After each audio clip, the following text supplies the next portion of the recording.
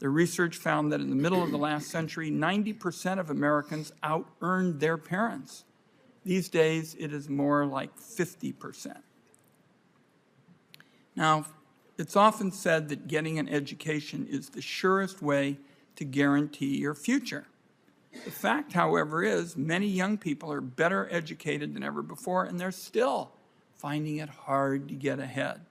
And certainly, if you aren't born into wealth, being a young person in America leaves a lot of those young Americans feeling like they're stuck underwater. Here today, we have an opportunity to change that. There's a big interest in using the tax code to help restore opportunity for kids and young people. So this morning's hearing kicks off our debate on the best ways to help Americans build their savings and get ahead. Child savings accounts, in my view, are a proposal with enormous promise. And we're lucky to have a number of champions for young people on this committee, none bigger than Senator Casey, whose 401 Kids bill is really the gold standard when it comes to child savings account proposals. Now, the idea behind them is on day one, a newborn child automatically gets an account with some seed money that grows over time. Later on, with enough contributions, they're able to use it in a way that will help them live out the American dream, whether it's getting an education, buying a home, starting a business. These accounts, and I'm going to close with this, are really not some kind of radical, extreme concept. There are more than 100 of these programs running in cities and states around the country. We're going to hear about one such program in the state of Maine. And these accounts are not all that different from some programs that exist in federal statute, including the 529 and the Coverdale. In my view, this is the kind of idea, and we'll probably hear this again over the course of the morning, that ought to bring Democrats and Republicans together. Saving is a bipartisan priority. There's been progress, but the numbers show that there's a lot more work to be done making sure that low-income families benefit. Child savings accounts can accomplish that in a few key ways. First, by opening accounts automatically, which breaks down a barrier that keeps too many Americans from getting started. Second, starting them with seed money. All the evidence from existing programs shows that money not only unlocks opportunities for kids, it's a smart investment that goes right back into the economy down the road. So there's lots for the committee to discuss today. We very much look forward to working with Senator Casey and the entire committee on both sides of the aisle on these issues. If you're looking out for kids in America, when you've got Senator Casey and some of my colleagues who've had a long history in this, as my mother would say, you are running with the right crowd. Senator Crapo. Thank you, Mr. Chairman. Today's hearing provides an important opportunity to examine the ways working families can save their hard-earned income for their children's future. Only 2 years ago, this committee and others worked together in a bipartisan, bicameral fashion to expand retirement savings through the Secure 2.0 Act. As we continue to monitor its implementation and the effects the law had on retirement savings, it's appropriate for us to explore other savings needs beyond just retirement. Fortunately, Americans already have access to numerous savings options, whether it is saving for a specific purpose through a tax-advantaged account or saving through traditional savings vehicles. Tax-advantaged accounts allow benefits such as tax-free growth and withdrawals, making it easier and more efficient to save for a specific purpose. For example, 529 accounts can help families save for their children's education experiences. Health savings accounts and flexible spending arrangements can be used to help eligible individuals save for medical expenses. Dependent care FSAs can help workers save expenses for dependents, such as after-school or in-home care for kids or other family members. And ABLE accounts help those with disabilities save for critical tools like assistive technology and transportation, to name just a few. Beyond these tax-advantaged accounts, Americans can also save through widely available traditional means, such as savings and brokerage accounts. And for children specifically, custodial accounts and even some child-specific accounts offered by some institutions can help teach children the ins and outs of saving. When paired with proper financial education, more children and young adults can learn how to budget and save from an early age, carrying best practices on into adulthood. Any discussion concerning the options to save go hand in hand with a conversation on the importance of planning and managing savings throughout one's life. Part of that planning includes the need for many to consider seeking professional financial advice in order to create comprehensive savings strategies. Although families have access to many savings vehicles, navigating this often complex web of options can be daunting, and every family's needs are different. Whether a family is saving for a down payment on a home, or planning ahead for unforeseen emergencies or health expenses, understanding what options are available is key. Effective planning becomes even more important at a time when Americans are experiencing inflation at levels not seen in decades. Higher costs of food, fuel, and housing eat up families' disposable income and squeeze their ability to save. In fact, as compared to January 2021, average U.S. households are spending over $1,000 extra each month just to maintain their standard of living. Today's witnesses will discuss all of these topics, and I look forward to hearing how Congress can expand opportunities to save in a fiscally responsible manner. I also expect to hear testimony on child savings initiatives that some states have implemented. While I respect the steps some states are taking, implementing a similar program at the federal level would come at a significant cost to taxpayers. Expanding options to save is a worthy goal, but we must do so in a way that does not exacerbate already out of control government spending or create another unsustainable government program. To all of our witnesses, thank you for being here. I look forward to hearing your testimony. Thank you, Mr. Chairman. Thank you, Senator Crapo. Professor William Elliott will be our first witness. He's from the University of Michigan School of Social Work and is a leading researcher in the field of child and college savings. He also done a lot of outstanding work in wealth inequality. Then Ms. Colleen Quint, the President and CEO of the Alfont Scholarship Foundation, will go next. They award a $500 grant at birth to every Maine resident baby for their future education after high school. And I also note that she was at the George J. Mitchell Scholarship Research Institute.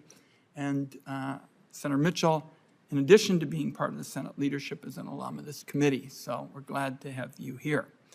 Veronique Rougy is the George Gibbs Chair in Political Economy and Senior Research Fellow at the Mercatus Center at George Mason. Primary research interests include the U.S. economy, the federal budget, taxation, tax competition, and cronyism. We welcome you. And then we have Adam Michel, Director of Tax Policy Studies at Cato, which focuses on analyzing the economic and budgetary effects of taxation in the United States prior to joining Cato. Michel served as Deputy Staff Director at the U.S. Congress at the Joint Economic Committee. So we work closely with them as well. So we welcome all of you. This is going to be a good debate. We'll go with you to begin, Dr. Elliott. Chair Wyden, Ranking Member Crapo, and distinguished members of the committee. It is an honor to testify before you today regarding the promise of children's savings accounts for building wealth for children.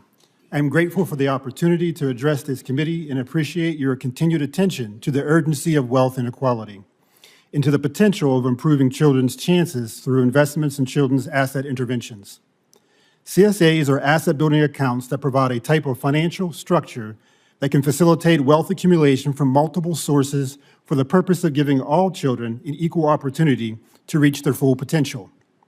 A group of CSA experts identified 8 key principles for designing CSAs at scale: eligibility for all, automatic enrollment, automatic initial deposit, starting young, targeted additional deposits, centralized savings plan, investment growth, and simplified investment options. Importantly, the 401 Kids Bill includes 7 of the 8 principles. As a practical example, you will hear more about how Maine is utilizing these principles in Colleen Quint's testimony. By the end of 2023, there were 121 CSA programs in 39 states serving 5.8 million children in the U.S. Currently, there are 7 states with a statewide program: California, Illinois, Maine, Nebraska, Nevada, Pennsylvania, and Rhode Island. All 7 states built their programs upon their state 529 savings plan. In the absence of passage of national CSA policy, some states and localities have developed their own children's savings initiatives. Without federal funding, existing CSA programs provide relatively small initial deposits ranging from $5 to $1,000, but research shows CSAs still build wealth. For example, at age 14, the average treatment child in the Seed for Oklahoma Kids experiment, a group that includes low-income and Black children, has about $4,373 in their account. So even when family savings are minimal, significant assets accumulate in these types of accounts. CSAs provide an infrastructure for potentially leveling the playing field. Once every child has an account, it gives the government a tool, like a water valve, that can be used to control the flow of assets into households. By allowing multiple streams of assets to flow into accounts, in addition to giving the government a valve, third parties such as extended family members, employers, communities, as well as other entities are also given access to smaller valves that can be used to increase the flow of assets going to low-income children. The potential of different types of assets flowing into a CSA makes them tools that can provide a way for not only government, but people and groups outside of the government to help finance college and reduce the racial wealth gap. Existing CSAs have been designed to not only give low-income children access to the asset arm, as opposed to the credit arm of financial institutions to build wealth to pay for college, and for launching them into adulthood. They also have been shown to have an impact on children's preparedness for college.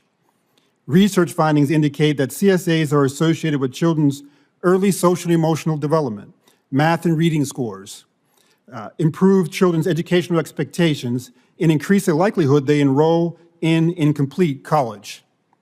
Research also shows effects on parents. They increase parental educational expectations, reduce punitive parental practices, and reduce maternal depression, for example. Importantly, some findings are consistently strong among low-income children, revealing that CSAs are the rare and valuable intervention that works best with those who need it most. In conclusion, children asset investments are more than just financial benefits for higher education.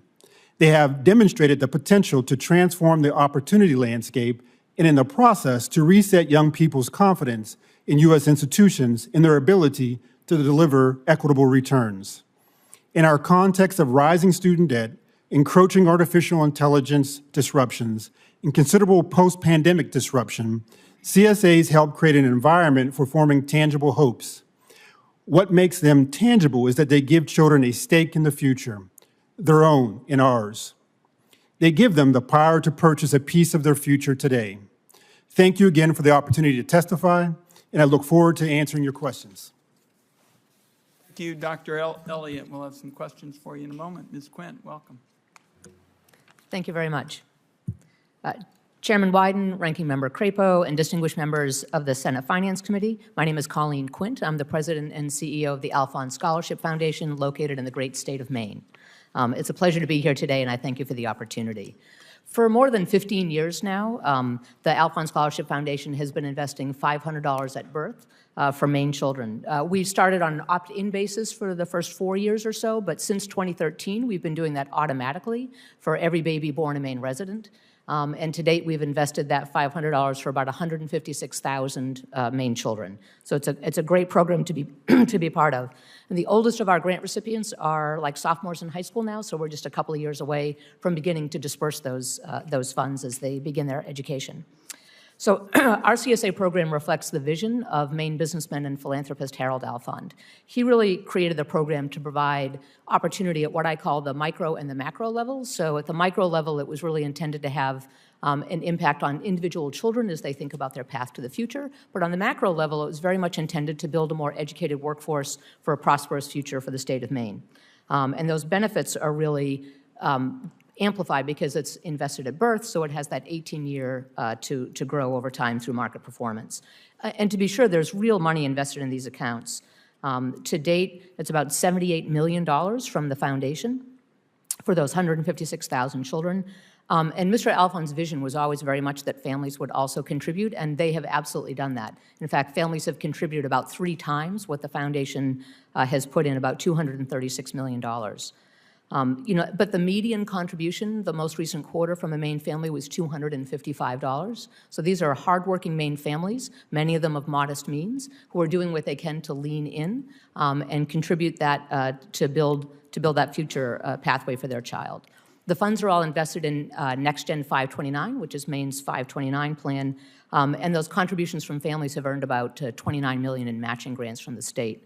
So the total value of $344 million that's been invested has actually, in the market, at least at the end of April, was worth $477 million. So that's a lot of money for Maine kids and to support the development of the state's future workforce. The choice of 529s as a platform for our program was a very easy one for us. It was an existing platform. There was no need to reinvent the wheel, and it's designed to save for higher education, which was the purpose Mr. Alfon had in mind. So we knew we could achieve both quality and scale with a very small staff. Also, the ability of 529s to support a wide variety of post-secondary education. A lot of people think of it in terms of bachelor's or associate's degrees, but it can be used for many training and certificate programs and even apprenticeships now. So that gives flexibility to students as they start their career path, and again, fills a wider range of jobs and needs of employers across the state. We continue to be encouraged by additional efforts by members of both the House and Senate, supported by members of Maine's delegation, to expand the uses of 529s even further, to include even more training and certificate programs. And Congress's passage last year of Secure 2.0, as Senator Crapo mentioned, was a big boon. We had a lot of Maine families who wanted to make that early investment for their child, but would say to us, I don't know if my toddler is going to continue education after high school, and I want to make sure the money I'm investing now will benefit them later on. And now that unused funds in a 529 can roll over into a Roth IRA for retirement purposes, that's been something that's given families a lot of peace of mind and made them feel confident about investing that money for their child's future. And of course, by investing that money at birth, it means we have 18 years for that, not only for the money to grow, but it's also a platform through which we can share information and resources and supports with students and families. Every quarter, they receive a communication from us that shows the current value of their Alfon grant, as well, again, as tips and resources for them as the child grows. It's a simple and streamlined document that's really designed to call out the market growth and to help build financial literacy for families who might not have experience investing. Like many CSA programs, my Alfon grant has a small staff. There are 2.5 of us. And so we develop close partnerships with a lot of organizations across the state, hospitals, family-serving organizations, state agencies, employers. We have a lot of Maine employers, over 100 of them, in fact, offer payroll deduction for college savings to their employees. So, and what happens for the families is when they find out about the program, not just from us, but it's then reinforced from other trusted resources, it builds trust for and engagement in the program. So our belief in the early data seemed to demonstrate that this early investment of $500 has an outsized impact on family expectations and aspirations, family savings behaviors, and family engagement around education. And it's exciting to see Senator Case's proposed 501 Kids Savings Account that would really take that substantial early investment nationwide so that whether you live in Maine or California or Nebraska or any state, you'd have that same kind of an opportunity. We don't have to imagine what a national platform would look like. We can see it happening now. There's a saying in politics, as Maine goes, so goes the nation. And now there's an opportunity to see that in policy as well. Thank you very much. Well said. Okay. Dr. DeRouget, welcome. Glad you're here. Please Thank you. proceed. Chairman Wyden, Ranking Member Crapo, member of the committee, thank you for having me.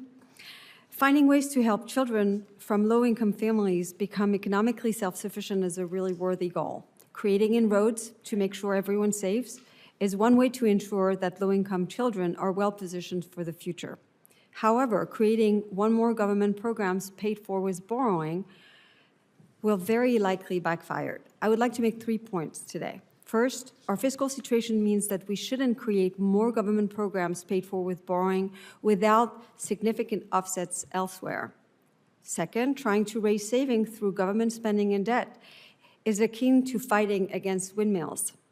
Third, if Congress wants to encourage savings for low-income family, universal savings accounts are a much better solution. So first, our federal debt is more than $34 trillion, up from $28.5 trillion in 2021. Our debt to GDP ratio is close to 100% of GDP and heading to 166% in 30 years. While the debt to GDP ratio is lower than it was during the pandemic, most of the reduction is a result of inflation. And contrary to what some believe, it is too early to declare victory in the fight against inflation. And unfortunately, inflation hits lower income households the most as it eats away their savings and reduces the purchasing power of their income. Not only has the credit agency Fitch Ratings downgraded the Treasury debt, but soon we might be in even more trouble and uncharted territory as federal borrowing is projected to require an additional $120 trillion over the next 30 years. Rapidly increasing interest rates have also dramatically raised direct cost of service of the national debt. According to the CBO, this year alone, interest payment will be at least $870 billion, which will have to be borrowed since we don't have the money. Since so much of our debt has a maturity of less than a year, it means that in 2024, Treasury will have to roll over or borrow over $10 trillion at a higher rate than we've been used for. I'm bringing all this up as evidence that it is irresponsible to create a new program that requires adding to the federal debt. It's equally irresponsible to believe that, contrary to the economic literature on the topic, this deficit spending will pay for itself. It won't. If anything, it could make it harder for the Federal Reserve to finish the fight against inflation. Second, beyond the problem of creating a government program paid yet again with debt, persistently large public savings pose a fundamental economic challenge to policy aimed at boosting wealth and private savings. Economic research shows that increasing public savings through deficit spending offsets and crowds out private saving. More debt also means an increased likelihood that future taxes will need to be raised to pay off the debt and its interest. The anticipation of higher future taxes can discourage people from saving, as they expect to have less disposable income in the future. In other words, when this body adds to the debt, it essentially borrows from future generations to fund current spending. It's a transfer of wealth from future generations to the current generation. It's not an increase in spending. Instead of creating new spending, the government should prioritize placing the federal budget on a sustainable long-term path to increase national savings. This could be achieved by implementing fiscal adjustment focused mostly on cutting spending rather than increasing taxes, as economic research has shown that spending cuts are more effective at reducing the debt to GDP ratio and promoting long-term economic growth. Historically, nothing has been as effective as economic growth in enabling societies to improve the life chances of their members, including those at the very bottom.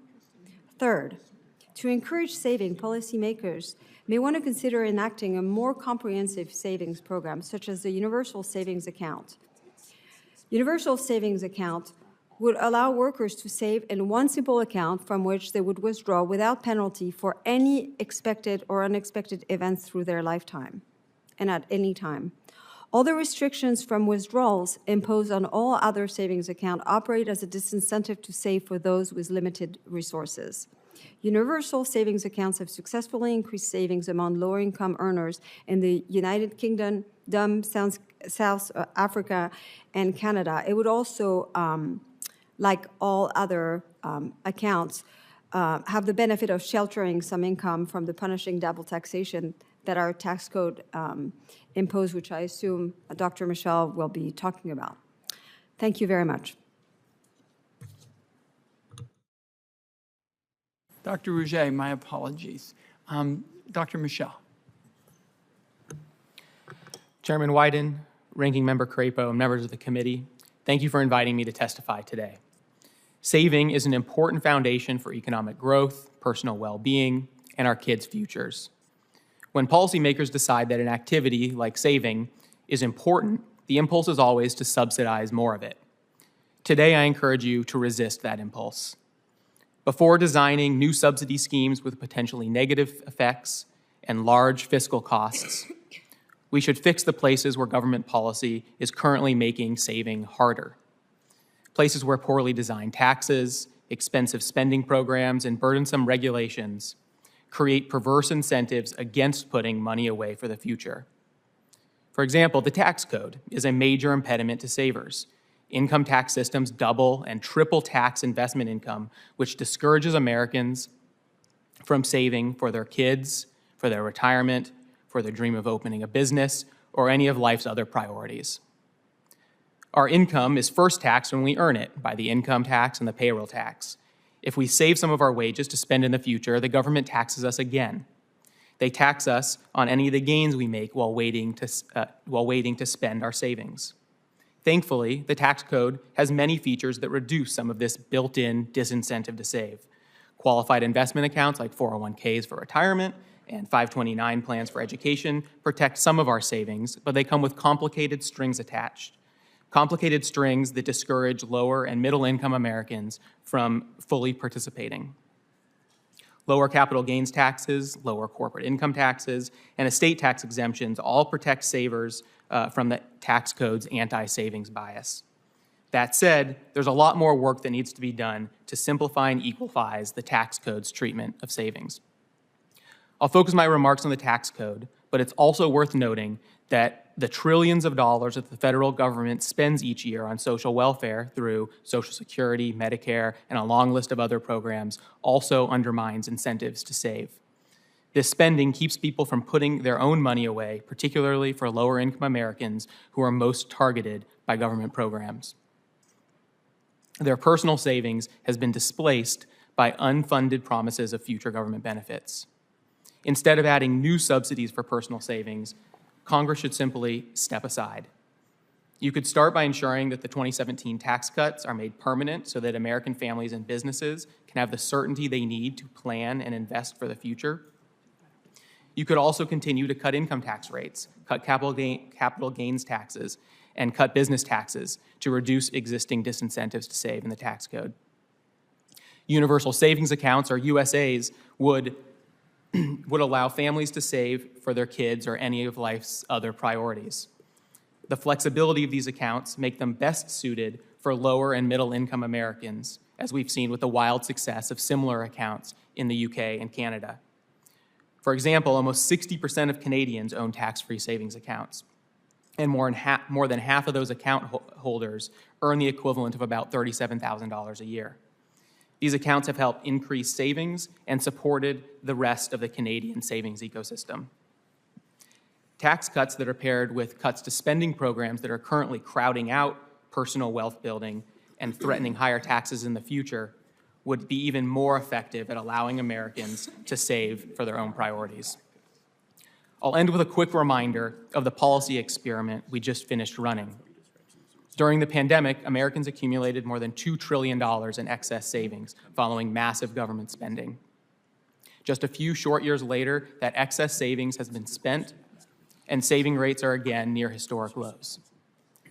In this case, checks from the government fueled more inflation than they did wealth building. Instead of subsidies, getting government policy out of the way is a more effective means at supporting American savers. Thank you, and I look forward to your questions. Thank you, Dr. Michel. Let me start with you, Professor Elliott. I was struck as we kind of prepared for this, seeing some of what is coming from Oklahoma, certainly a state that is pretty conservative in its politics, and they have undertaken, I gather, a kind of experimental, innovative approach with respect to kids and parents. And I gather that you have been doing some analysis of it and that it seems to be of very significant benefit to families based on what they've seen. I'd be interested in your elaborating a little bit. I gather that the program in Oklahoma is called the SEED program.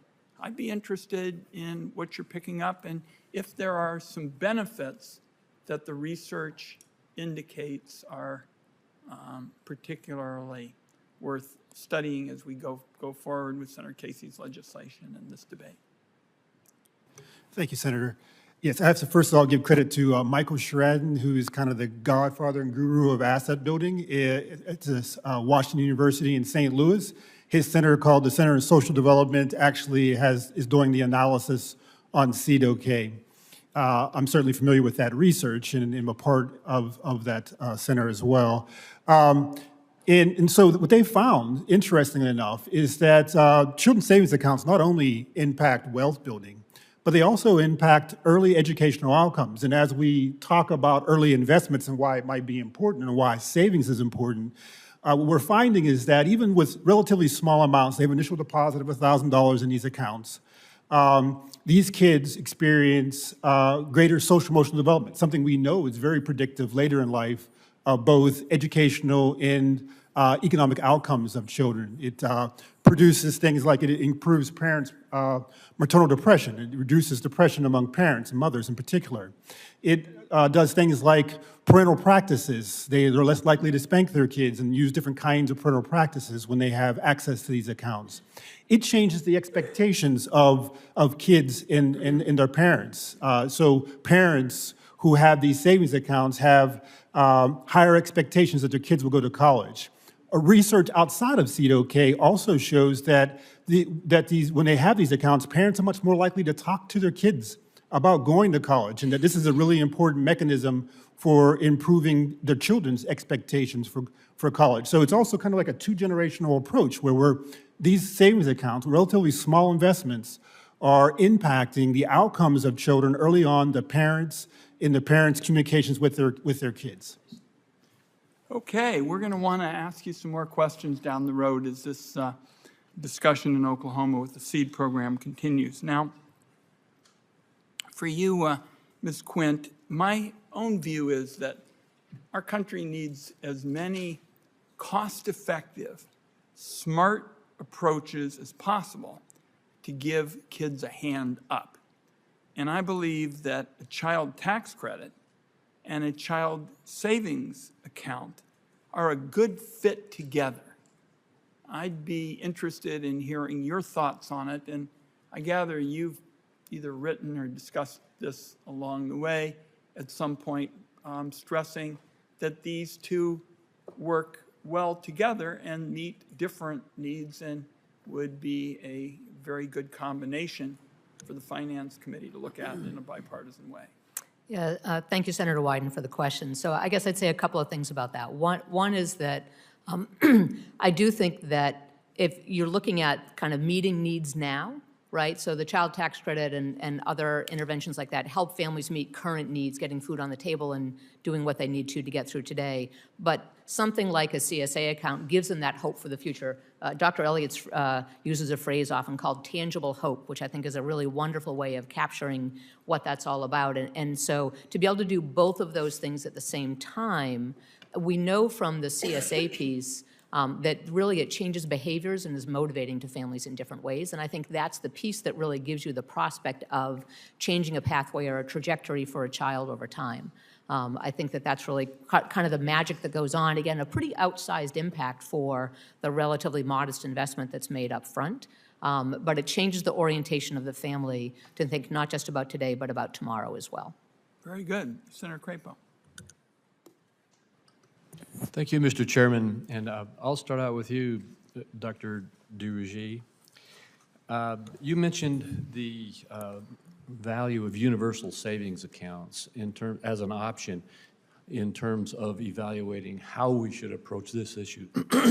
Could you explain a little bit more why you believe the universal savings account approach is the better approach to follow? Sure. I mean, I'd like to say first that I think the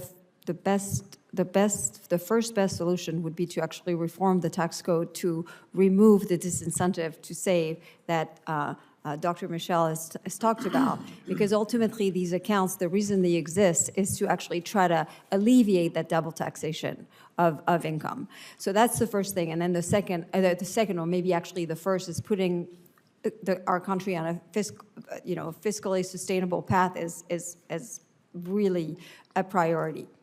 Otherwise, yes, universal savings account have a benefit that they do not discourage savings for those who are concerned that the conditions for withdrawal, all the regulation and the penalty for early withdrawals would stop them from addressing an emergency in their family if they've saved away money in these accounts. So the beauty of universal savings accounts is that family can save all up to a certain level.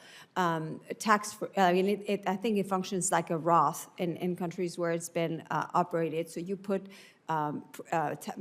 income that's been taxed, but you can actually withdraw the money without penalty for whatever reason when you need it. And the reason why it encourages savings beyond the tax advantage is that, again, it doesn't lock your money. If you have any anxiety about what the future will bring, then you can withdraw the money. Thank you very much. And Dr. Michelle, I'd like to follow up with you on the same line. I actually agree with your answer, Dr. DeRougy, about the fact that we need to fix our fiscal policy and stop eating away the value of savings and disincentivizing savings. But Dr. Michelle, could you follow up on that? And as you do, I'd like to ask you specifically to comment, when you talk about the double taxation or even triple taxation of savings, I think you mentioned the corporate tax. I believe that the corporate tax does have a significant impact on retirement savings, and that it's one of the parts of our economy that pays the corporate tax. Could you comment on that? Yes, thank you for the question. On universal savings accounts, I'll second everything that Dr. DeRougy said and add that the USAs, I see them as an on-ramp to the rest of the savings ecosystem that we currently have. For people that are frankly scared of locking their money up until retirement or having to earmark it for education, it gives them the flexibility to choose what they want to save for. And allows more people access to the systems that frankly are primarily used by people who can make those long-term planning decisions and don't need to withdraw money next year or 2 years down the road or however long it may be. And we've seen this has been borne out in the UK and Canada. The accounts are widely used across the income distribution and are widely popular and very, very successful. On the corporate income tax, for investments that are made in equities where the returns come from C corporations, the corporate income tax is a big cost to those businesses and lowers the after-tax return on those investments. And so, to the extent that you lower the corporate income tax, you're going to encourage additional investment in savings by those entities. And so, one of the things we saw after the 2017 Tax Cuts and Jobs Act, we reduced the corporate income tax rate from the highest rate in the developed world to something about average. And business investment increased. That increases productivity, increases wages, and has sort of broader economic benefits as well. And many retirees don't actually manage a large part of their own investment portfolio. Those are pension plans and other types of investments. Is that correct? Correct. Most people invest in index funds or target date funds, which are primarily invested in large corporations that pay the corporate income tax. All right. Thank you very much.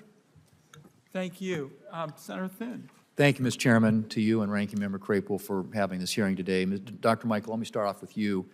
In your testimony, you highlight how different features of the tax code both incentivize and disincentivize families to save and plan for the future. You also mentioned that Congress should be focused on making permanent the Tax Cuts and Jobs Act. To that end, beyond simply reducing rates across all tax brackets, what do you believe TCJA got right in helping Americans improve their capacity to put money away? And then, as a follow-up, what are some things within the tax code that Congress should be thinking about to better assist Americans who want to plan and save for the future? Thank you for the question. I'll start where you ended. I think, as we've been discussing, universal savings accounts would be a great addition to the next round of tax reform, as we're making large portions of the TCJA permanent and then expanding on those gains. In addition to the corporate income tax reductions that that we've been discussing, full business expensing, the ability to write off investments in the year that you make them, was a significant boon for growth and investment, and just as important, if not more important, than the rate reductions. So when we're thinking about tax reform, we want to be improving the tax base as well as lowering the rates. And so expensing was an important feature, and unfortunately, one of the things that's expiring currently. Thank you. Dr. DeRugy, in your testimony, you cite research that concludes our national debt and high deficit is adversely affecting families and their ability to save. I'm interested in if you could explain this correlation for the committee and how a lower debt to GDP ratio would encourage more families to plan and to save for the future. Sure. So when the government, if the government puts money in an account and has to borrow for it, it needs to take that money. It can crowd out private savings in the process. But one of the big distortion that it creates is that today's debt means future taxes. So effectively, what you're doing is since the U.S. I assume, intends to repay its debt, it's going to have, and we have primary deficits as far as the eye can see, it's going to have to raise taxes or cut spending significantly, or do a mix of both. And as a result, basically what you're doing is you're giving with one hand, and in the future you're raising the taxes of future generation. The anticipation of this increase in taxes could actually create disincentive to save for people because they're expecting they're going to have less disposable income going forward. There's another way actually that the debt can create disincentive to save. There's an enormous literature that shows that debt, government debt, is actually, it slows growth. And slowing growth means less money for people, which then turns into less saving. I mean, it has, other than the economic issues, it has actually creates a lot of dysfunction. It creates tribalism, less tolerance. I mean, we want growth. So everything that Congress can do to actually promote growth is important for savings, but it's important beyond savings. And finally, I will say that if Congress were tempted to actually grow the economy by spending more money, again, the review of the literature would say that it's not a good idea because the multiplier, which is basically the impact on economic growth for the money that we spend, is very often below 1. So it means that you will spend $1, which you take in the private sector, and you will get much less than 1 in return. That creates no economic growth, and it certainly creates then further down the road disincentive to save, and it really doesn't promote wealth. So I'm a big believer in pro-growth policies to get greater growth in the economy, and the rule of thumb that I've always seen or heard is that for every 1 percentage point increase in GDP, it generates about $3 trillion in additional tax revenue over a 10-year period too. So it helps with the deficit issue. If you've got pro-growth policy, you're getting growth in the economy. But I'm just curious, the data supports the idea that borrowing, that debt, reduces the rate of growth. Yes, I mean, there are two different ways of looking at it. It's like the mechanism by which debt, basically spending and paying for this spending with debt creates less growth. It's through the crowding out and the expectation of future taxes and all of this. But there's also the more macro literature that shows, actually there's over 40 studies that have been done since the Great Recession that actually show that high government debt slows down the economy. I mean, it's a pretty common now and non-controversial findings in the literature. Okay. All right, great. Thank you. Thank you, Mr. Chairman. Thank my colleague. We're waiting for other members to come, and I'm going to just ask a couple of additional questions and give Senator Crapo a chance to do the same as we wait for our colleagues. So one of the issues that I always think is central as we talk about new ideas, new approaches, is you have to reinvent the wheel. In other words, do you have to go out there and set up all kinds of new stuff that's cumbersome and the like? And I think, Ms. Quint, you all and others have looked at this and have said, hey, wait a minute here. We're using in the 100 programs, and I think yours as well, we're using existing architecture. We're using essentially the 529 model. And I heard our colleagues, Dr. DeRouget and Dr. Michelle, certainly making important points about, not going out and creating new stuff or spending money where you don't have to, and I certainly share that view. I was struck, and I thought would be worth it. I see Senator Daines is here, a valuable member of the committee, and I just want to get an answer to this, and we'll go right to our colleague. But we don't have to reinvent the wheel here. We've got existing architecture. Is that right?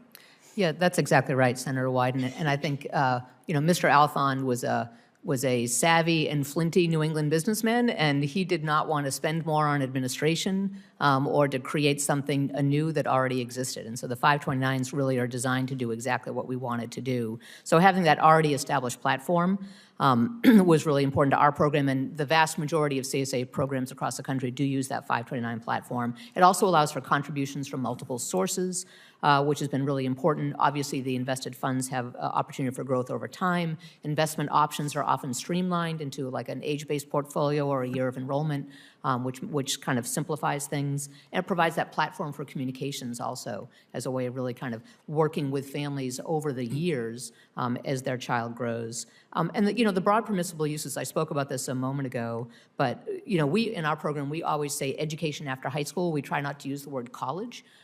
We certainly don't say post-secondary education because nobody in Maine says post-secondary education. They just say college. But by that, they have a too narrow definition, and it can be used, again, for many training and certificate programs and apprenticeship programs. Congress is now considering even expanded uses. Secure 2.0, as we talked about before, allowing the rollover to Roth IRAs. And then, of course, 401 Kids, the legislation sponsored by Senator Casey, would expand to home ownership and entrepreneurship. So when we're talking about growth, these are kinds of assets that can help families grow their own wealth and opportunity over time in a way that we believe will eventually have generational impacts. Okay, Senator Daines. Chairman, thank you.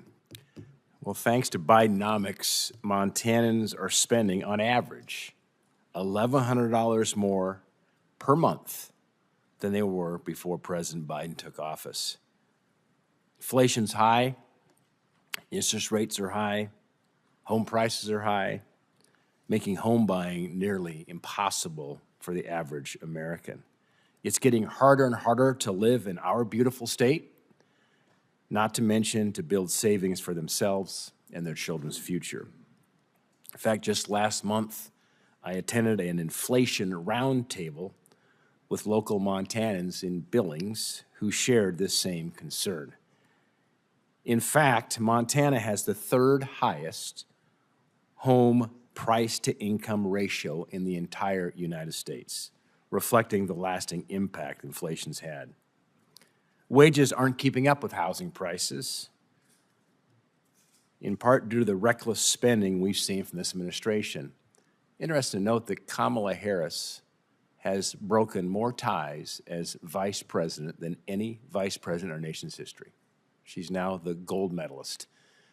She surpassed both John Calhoun and John Adams. We've had 47 vice presidents. She's number one in tie-breaking votes after just a little over 3 years, and both Calhoun and Adams served 8-year terms. Some of these tie votes have been massively consequential in terms of spending. Nearly $4 trillion, where every Republican voted no on that massive COVID spending package. Every Republican voted no on the so-called Inflation Reduction Act, totaling nearly $4 trillion when looking over a 10-year horizon. And Kamala Harris broke the tie to allow both of those massive spending bills to pass. Owning a home is one of the top ways that people build long-term wealth for themselves and their families. I grew up in the home construction business. My dad was in fact, still is a life director at the National Association of Home Builders. Dad turns 85 next month, and he's a proud home builder. It's how we kept food on the table. In his State of the Union address, President Biden proposed trillions of dollars in misguided housing subsidies. This tax and spend agenda will do nothing to fix this problem, will only make it more expensive for Montana families. These tax credits just throw money at one problem to distract from costs rising elsewhere, creating an endless Democrat-driven spending cycle. Dr. Michelle, can you explain why the housing policies outlined in President Biden's State of the Union address are harmful? Thank you for the question, Senator. The fundamental premise of new tax credits as proposed by President Biden is it's going after the wrong problem. The housing market housing costs are elevated because there's a supply constraint on builders because of costs of inputs, because of local and state regulations of where you can build and what type of building you can do. And so instead of throwing money at the problem on the demand side, we'll only inflate prices if you can't expand supply. And so reform should be focused on the supply side. How do we build more houses? How do we make it easier for people to build? That's where these efforts should be focused. Throwing money at the problem simply makes the concerns of inflation and the rest of what you've highlighted just that much worse.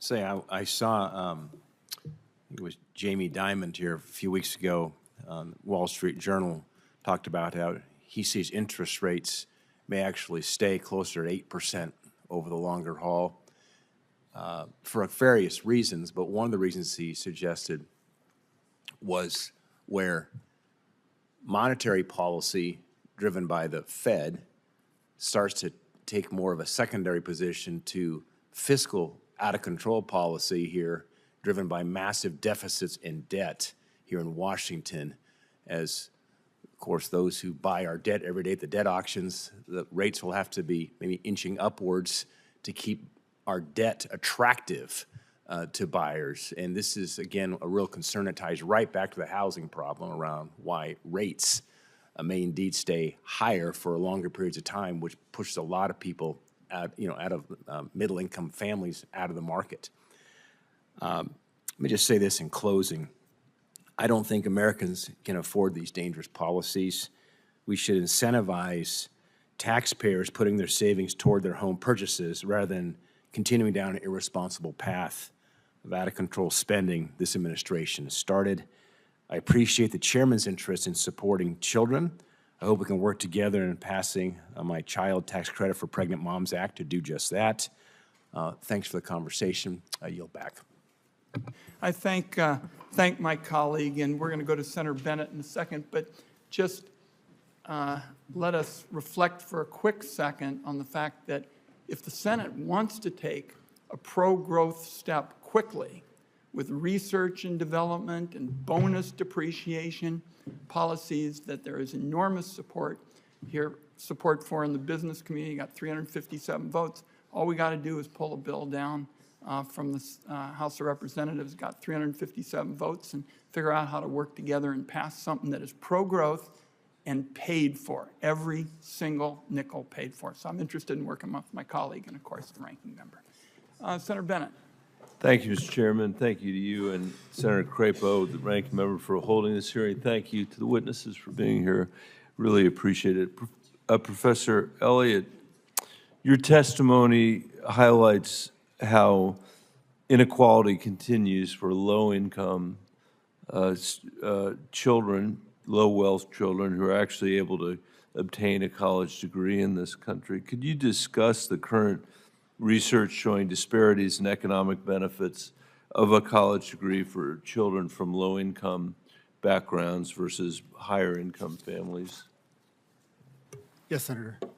So bachelor degree, right now, there's a growing body of research. It's not something we started looking at a whole lot until more recently, but bachelor degree holders from low-income families, they earn about 1/3 less than low-income bachelor degree holders earn about one third less than high-income earners. And so their degree, even though they obtain the college degree, kind of the American dream, they end up not earning as much. Also, black families with a head of household who's a college graduate have about 33% less wealth than white households with no high school degree that dropped out of high school, right? And so there's this gross wealth inequality when it comes to earning a bachelor's degree. Say that again, Dr. Yep. Elliott. Yep. Yeah, black families with a head of household who graduated from college have about 33% less wealth than white families with a head of household who dropped out of high school, right? So it just really emphasizes. So you're saying the African-American college graduates versus white high school dropouts, yeah, in terms of wealth. And we see the same kind of stats with regard to even college enrollment, between high-achieving black families and low-achieving white families. They're much more likely to go to college than black families. And so there's just this gross inequality happening within our system. But that gross inequality, though, continues even beyond the college degree, is what you're saying. I mean, there's some people who have said, well, the solution to all this massive income inequality in our country is that everybody needs to get a college degree. The reality in the United States is that, to put it slightly differently than you put it, is it's my understanding that on average, if you're an African-American graduate of college in the United States, you are earning less than a white high school graduate in the United States. And I will expand that, sir, beyond race. I mean, it's also the case that for white low-income families who graduate from college and they're low income earn less than white, higher income college graduates. And so this is both a race and a non-race issue. Dr. Elliott, could you talk a little bit about what you think some of the solutions are here to change those trajectories? How do Pell Grants, for example, maybe relate to the conversation that we're having, or other ways to keep people from situations where, in order to try to get ahead, they're digging themselves deeper and deeper and deeper into debt that's making it more difficult for them to be able to get footing underneath them, a generational footing underneath themselves and their families? I think that's one of the beautiful things kind of about the 401 Kids bill by Senator Casey, right? It really would provide kids with enough money to pay for college. And so that means they don't have to go into debt, right? So we know that students who go to college and end up in debt compared to students who go to college and don't have debt have much worse economic outcomes afterwards. Less wealth, less likely to buy a home, all these kinds of things are happening. And so it's really important. I would actually also quickly mention that the College Board, which is a large institute that does a lot of studies on college financing, recommended that we take a portion of the Pell Grant and put it into an account early on. So as we think about how to finance, it doesn't have to be new monies, right? We could think about how we're using some existing monies to finance some of these things. And that's the one way to tie in the Pell Grant to children's savings accounts and 401k. I think that's a really good point. I mean, we've seen, I used to be a school superintendent of the Denver Public Schools. We have seen, unfortunately, this Department of Education, I think, do a horrible job with the FAFSA at a moment when kids are actually in the middle of applying to school. The idea that we could change the incentives to bring them earlier in their lives and in their schooling makes a lot of sense to me. And I'll just close, Mr. Chairman, I know I'm out of time, by saying thank you again to the panelists.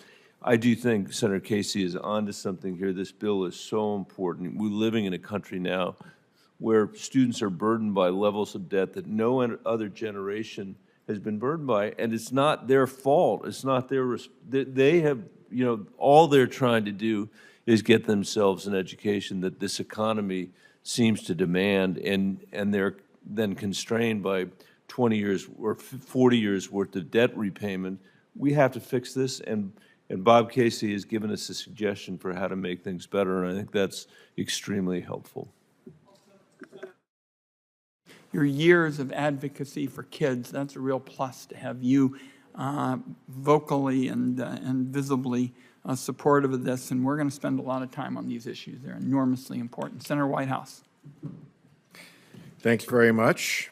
Appreciate the witnesses being here. Let me start by asking Ms. Quinn. I'm sorry, I've been in the Judiciary Committee, so if you've already gone over this, then I may be asking you to duplicate. But could you just give us the sort of summary overview of how it is that federal 529 plans as currently structured do less for families who need help the most? Why is it that they deliver greater benefits to the better off? And how does a dynasty so-called 529 plan work?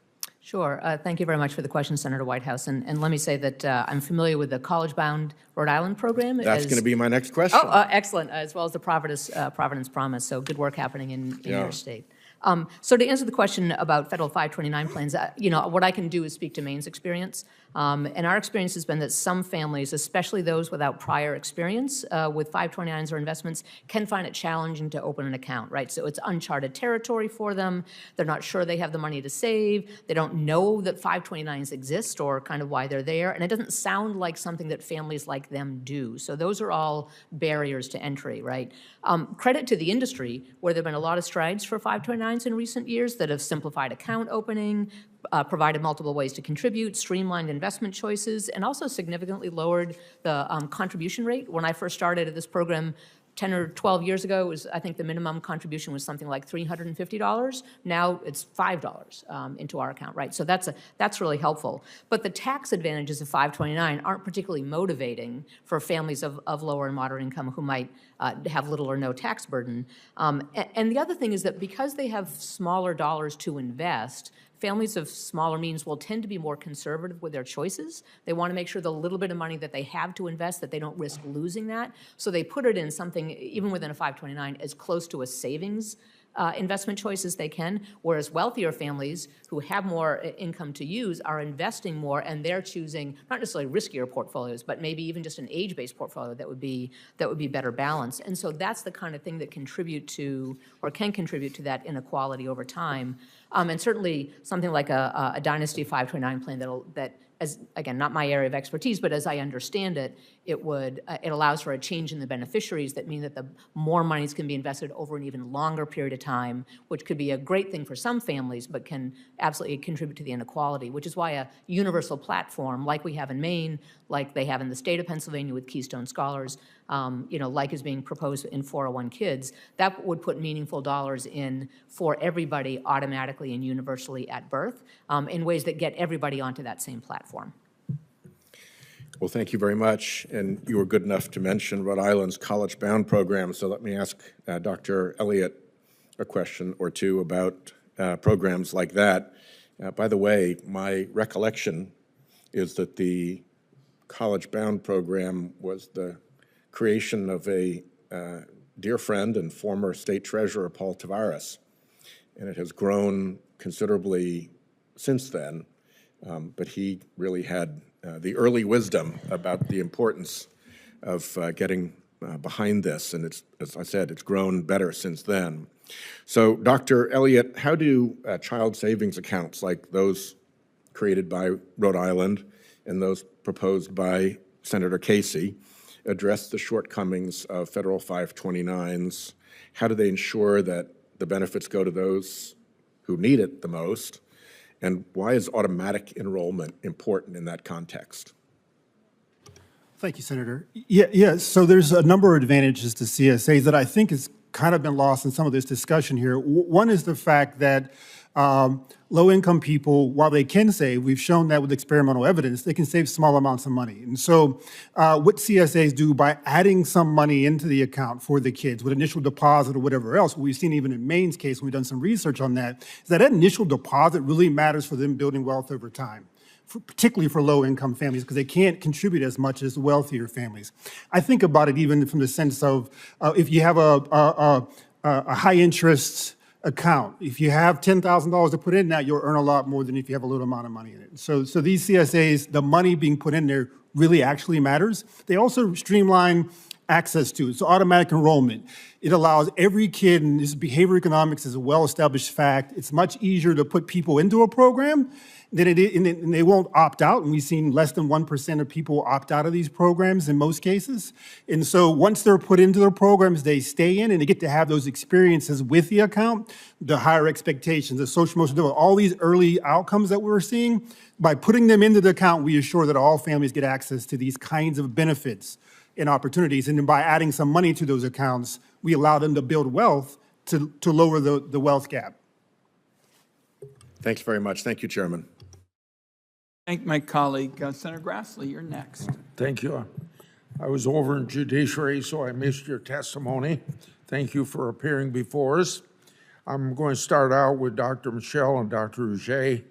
In 1981, former Federal Reserve Chairman Volcker testified before the Senate Banking Committee at a time of growing deficits and elevated inflation.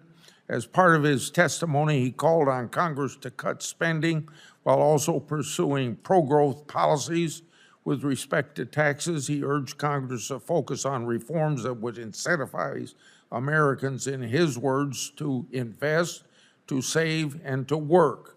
Are the prescriptions laid out by Chairman Volcker in 1981 good guiding principles for Congress today? Thank you, Senator Grassley. Well, it looks like Chairman Volcker understood that there's actually a connection between the monetary side and the fiscal side while fighting inflation, and that the Federal Reserve can't do it alone. And it seemed that his prescriptions are really important, because one of the things that happens when the Federal Reserve raises interest rate is that it actually makes interest payment more expensive, increase the need for borrowing, hence fueling inflation.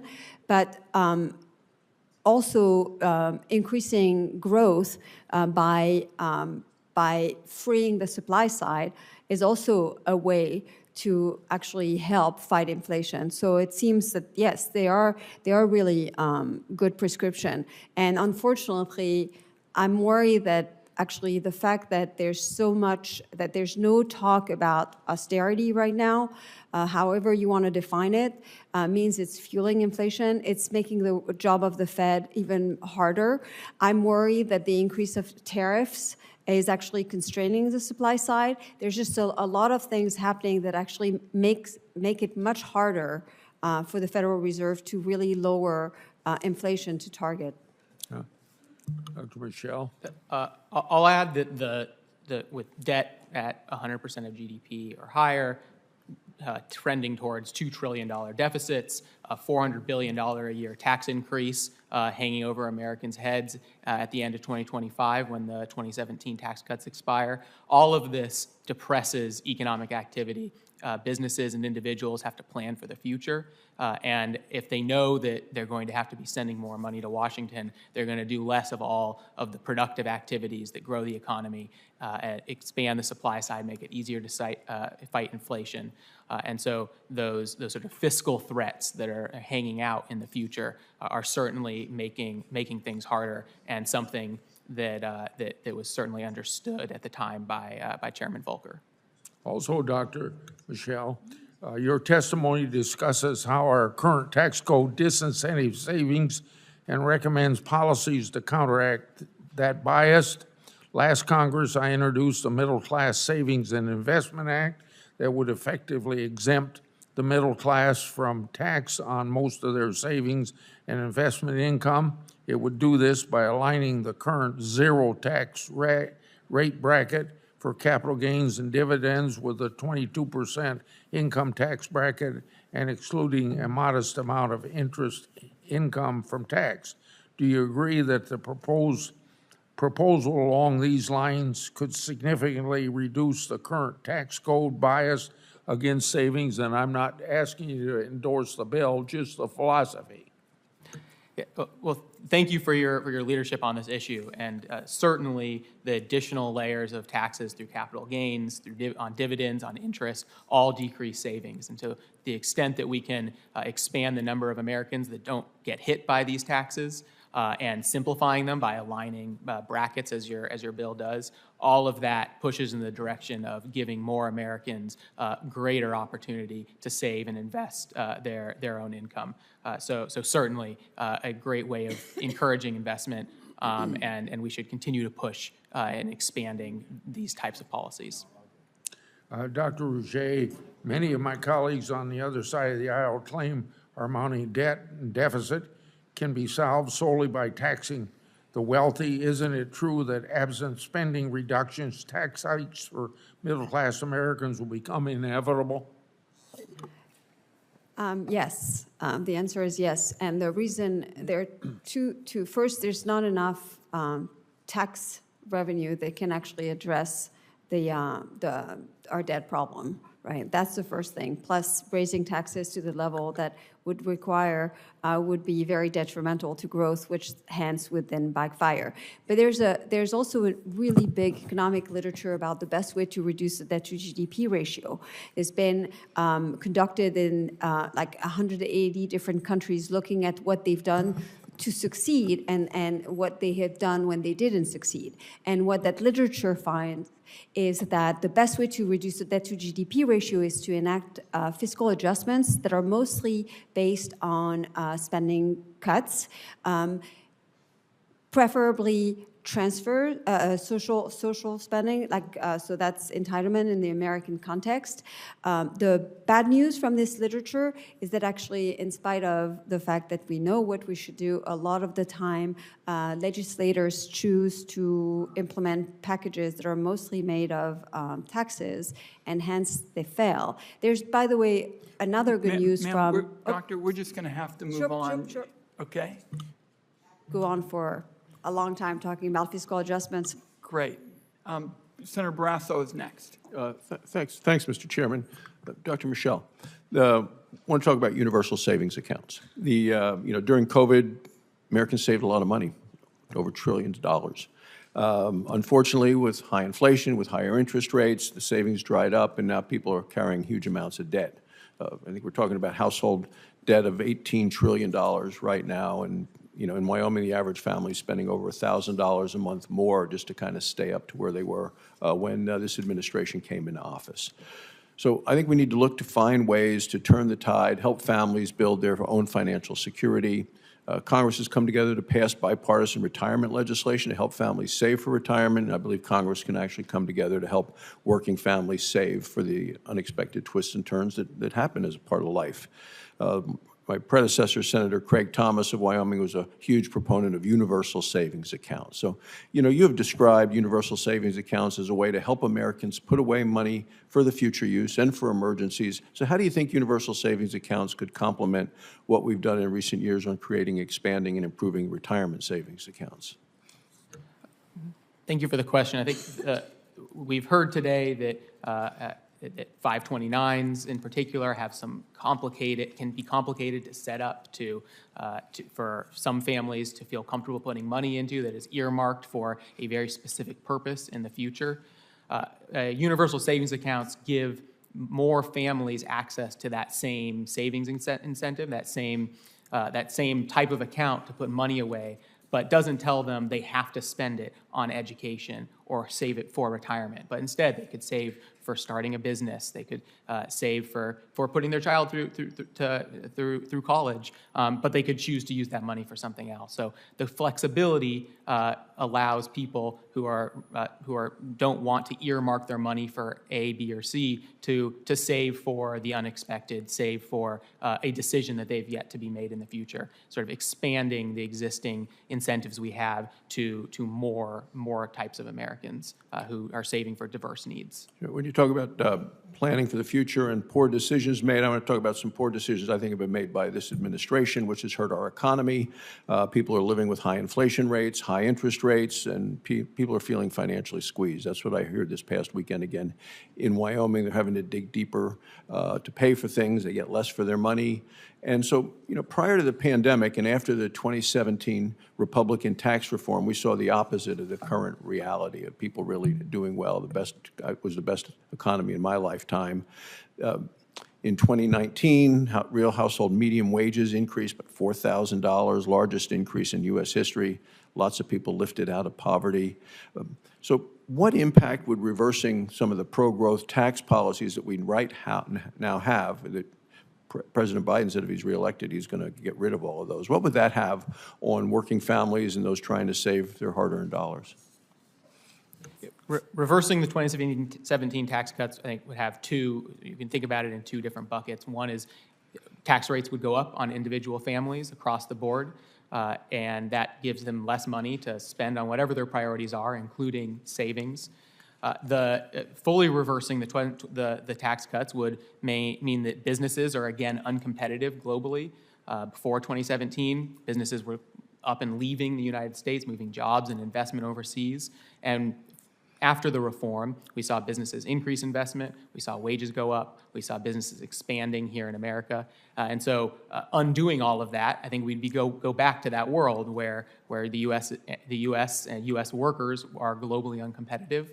And that would make our fiscal situation harder to solve, and it would make Americans sort of writ large poorer. Can you talk then a little bit about savings and economic growth in terms of the country? Can you speak about how boosting savings can help foster long-term sustainable economic growth and what benefits there are, not just at the individual and the household level when they save money, but also at the national level? Savings is the foundation of future investment. When you save money and it gets invested in a business that then buys new machinery or invests in a new process, the people that work for those businesses can be more productive, which then leads to wage growth. This is the foundation of economic growth, is investment, which is fueled by savings. And so we should be doing everything in our power to get the federal government and the tax code out of the way of savers and investors as a way to ensure robust, long-run economic growth that benefits everyone. Thank you, Mr. Chairman. Like Senator Casey, much praise has been directed at you in your bill, so please go ahead. Mr. Chairman, thanks very much. I appreciate you calling this hearing and you and the ranking member having this important hearing. And sorry I'm coming at the end when I know we all have the benefit of each of your testimonies as well as the hearing record. But I want to thank each of you for being here. Mr. Chairman, I want to thank you in particular for the work you've done on child savings accounts, something you've been leading on for years. And I think the way I look at this issue is one of those questions we have to wrestle with when it comes to what steps are we going to take to make sure that every child in the country has the full measure of freedom and security. I've outlined a proposal in legislation to make it a goal for the country that we have 5 freedoms for every child, that every single child, not most, not some percentage, but every single child has the guarantee of health care. Every child should have the freedom to learn, to have opportunities for early learning. Every child should be free from harm. Every child should have the freedom to not be hungry, and every child should have the freedom to be economically secure. And you can't have the kind of economic security for every single child unless we have savings accounts.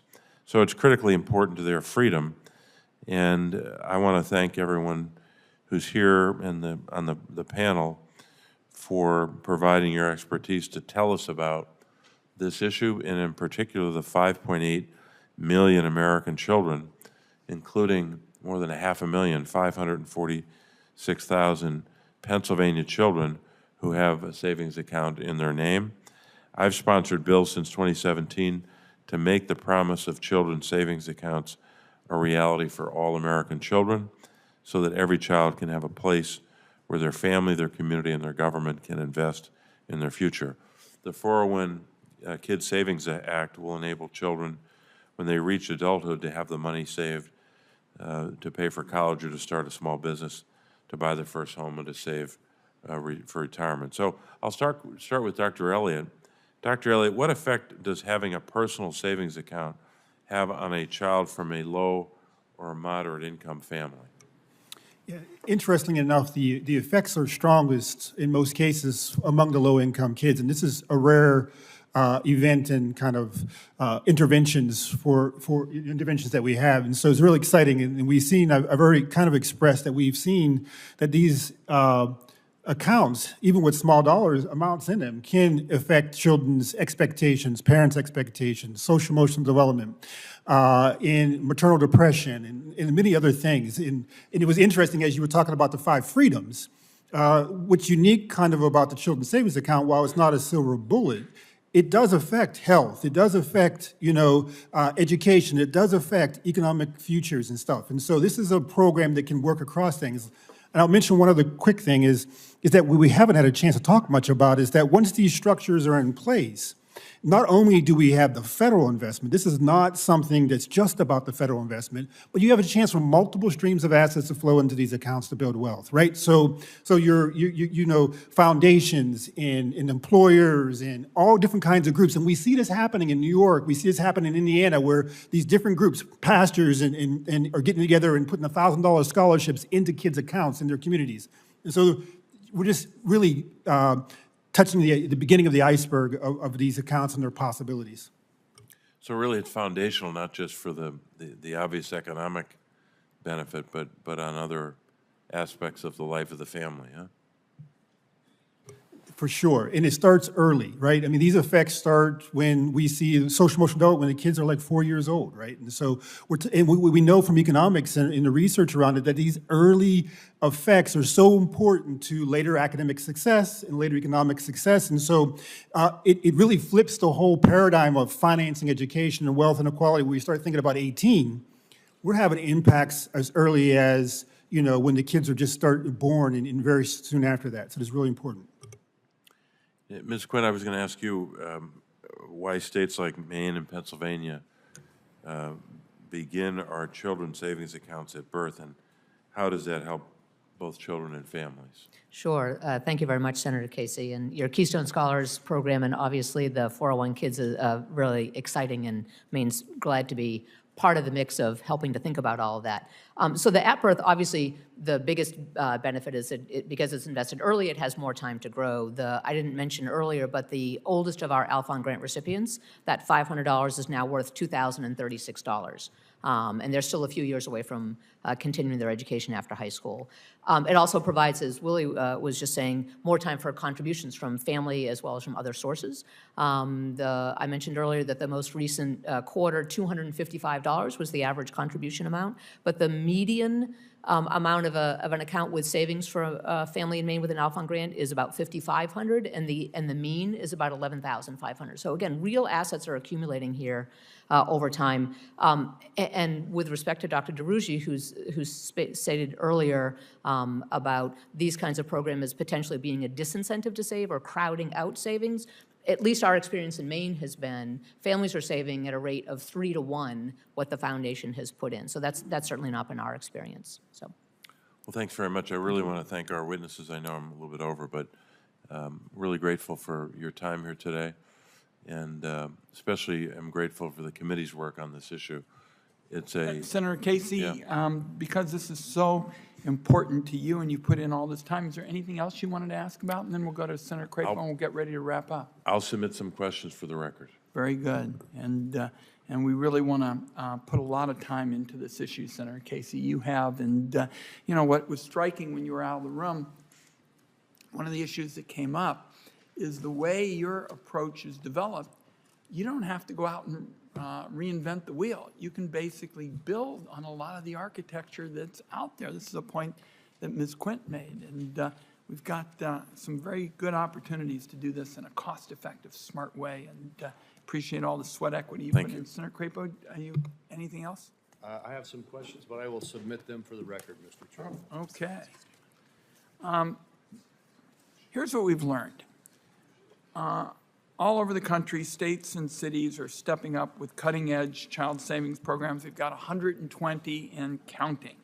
And we've learned that a lot of these programs feature approaches that social science teach as sensible ideas that, in effect, when you have approaches like automatic accounts and seed money and contributions from families. This is one of the things I remember when we started talking about this, and I was a young member of this committee, so we've been talking about it a long time. I remember a parent came up and said, you know, I give my kid a gift every holiday and birthday, but the toys and stuff break. I think I want to have this savings account because it's something that they can keep building on, and you've made that point. I think Senator Casey's 401 Kids legislation have these kinds of cost-effective features. So I'm going to close my remarks. We had many colleagues talking, for example, about their concern about the economy and debate about the president's activities. I heard a rumor there's an election coming up. We'll be talking about those kinds of things. But what's on offer today is something that will help now, and that is the bipartisan effort that passed in the House of Representatives that brought together Democrats and Republicans. Every Republican on the House Ways and Means Committee, for example, supported that effort. And that's because it's good for growth. I mean, the research and development effort, the bonus on depreciation, these are smart kinds of efforts paid for by fighting fraud. So we're going to continue to discuss these kinds of ideas that have been talked about this morning, particularly savings. But I just wanted to leave this morning to say it's something we can do right now, something that'll make a big difference in communities. And we're going to continue to pursue those kinds of issues. And with that, the Finance Committee will stand adjourned. And, excuse me, the Q.